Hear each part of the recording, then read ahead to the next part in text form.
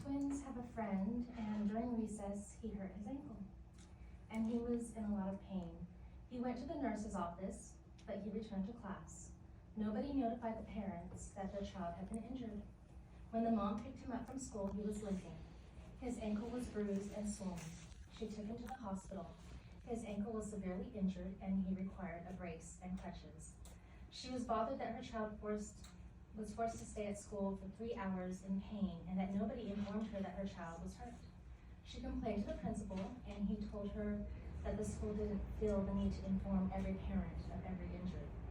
She was so upset that she contacted the district office, and district staff also disregarded her complaint. And I don't know why our district feels they don't have the obligation to inform us when our children are sick and injured, because you absolutely bear that responsibility. And if you are forcing sick and injured kids to stay at school just so you can collect all of your ADA money for the day, then that is a problem that you really need to correct.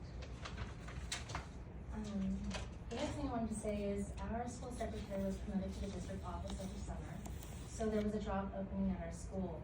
Our front desk person seemed to be the obvious choice. She knows our school, our students, our staff, and people love her. But that position went to somebody else. Some parents have said that the new person can be abrasive with some of the kids and parents, and I don't know how we are promoting people, but it certainly doesn't seem to be based on who is the best person for the job.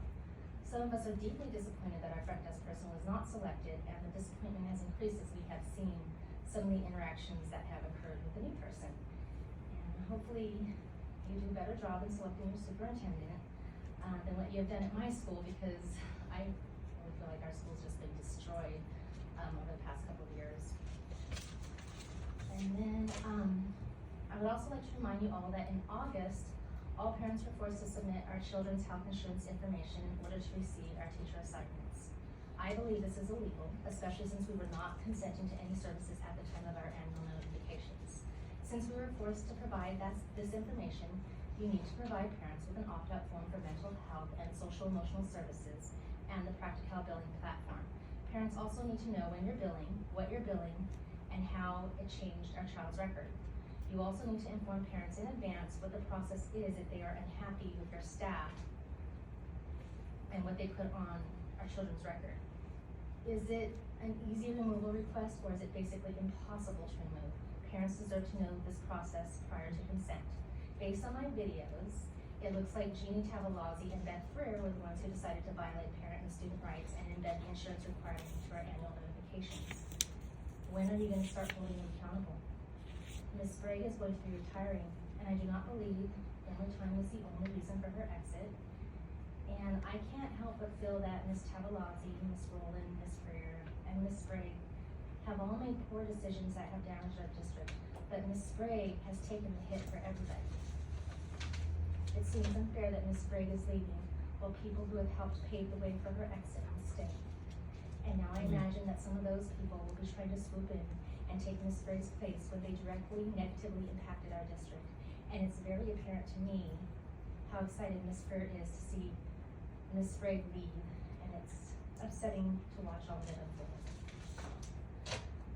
The next thing I want to say is I have been hearing about what's going on at Day Creek, and based on what I've seen, it very much looks like Day Creek administration is targeting a special needs student. I actually spoke about this student last year. He was hit in the face at school, and the student who hit him received a lecture and then posted a video on YouTube and admitted to assaulting him and complained about the lecture. I'm also seeing their staff admit to a lot of incompetence in their effort to target him.